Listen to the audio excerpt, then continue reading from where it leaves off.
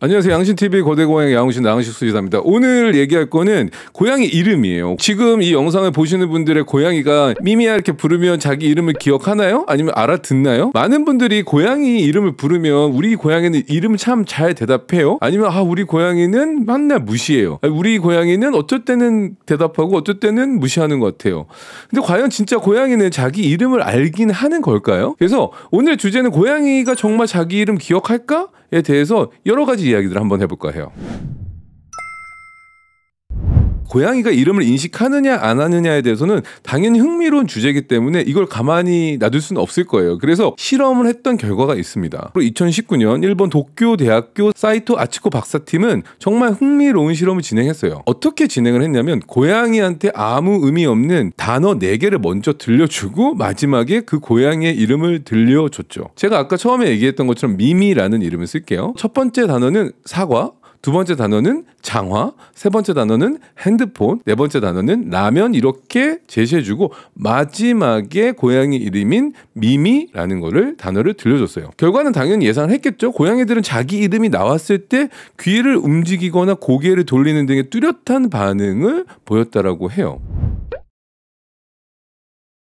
그러면 고양이는 왜 이름이라는 개념을 인식하게 되었는지 한번 생각해 볼 수 있지 않을까요? 사실 야생 고양이는 소리로 의사소통하지 않아요. 왜냐하면 제가 여러 번 얘기했지만 고양이들끼리는 대부분 몸짓이나 냄새로 소통하는 경향이 더 강합니다. 그래서 고양이들끼리 서로 우는 경우는 잘 없고요. 고양이들끼리 우는 경우에는 보통 어렸을 때나 아니면 성묘가 되어서도 야옹 정도라고 해서 내가 여기 있어라는 존재의 의미 정도, 내가 나를 찾게 하는 정도의 목적으로만 울음을 이용했죠. 근데 인간하고 함께 살기 시작하면서는 울음이라는 걸 통해서 적극적으로 소통하는 방법으로 사용하기 시작했다라고 보시면 돼요. 그렇기 때문에 고양이의 이름을 불러준다는 거는 어떤 일이 일어난다라는 조건을 학습하게 된 거죠. 뭐 예를 들면 이름을 부르고 미미야 하고 밥을 준다거나 미미야 하고 간식을 준다던가 미미야 하고 안아준다던가 아니면 미미야 하고 병원 데려가면 안 들린 척하고 도망간다던가 이런 상황들이 맥락적으로 자기의 이름을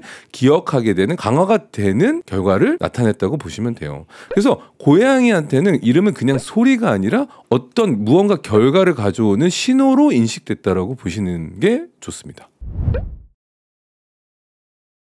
근데 여기서 또 재밌는 건 이것도 있을 수가 있어요. 고양이가 다른 고양이, 같은 다른 동거모의 고양이 이름도 기억을 할 수 있을까? 라는 거 생각해 볼 수 있겠죠?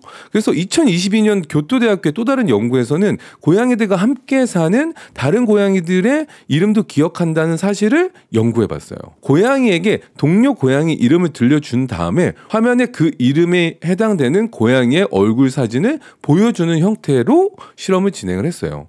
어떻게 진행을 했냐면 화면에 해당 고양이의 얼굴이 나오지 않으면 고양이들이 이름과 함께 그 얼굴이 나오지 않으면 이상하다는 듯한 반응을 보였어요. 한마디로 얼마나 더 화면을 보는지 이 시간을 실험했다고 보시면 됩니다. 이름이 들렸음에도 불구하고 이 얼굴이 나타나지 않는 거야 라는 시간을 체크했다라고 보면 될 것 같습니다. 이 연구 결과를 통해서 고양이는 이름과 얼굴을 서로 연결을 해서 기억한다라고 연구 결과를 발표했고요. 이러한 것을 저희가 고양이는 사회적 기억을 할 수 있다라고 연구 결과를 통해서 알 수 있게 되었습니다. 그래서 우리는 이 사회적 기억을 소셜 메모리라고 해요. 그래서 고양이는 이름을 기억을 하기도 하지만 이 사회적 기억, 같이 사는 친구들의 이름도 기억한다는 것을 이 두 가지 연구를 통해서 확인할 수 있었습니다.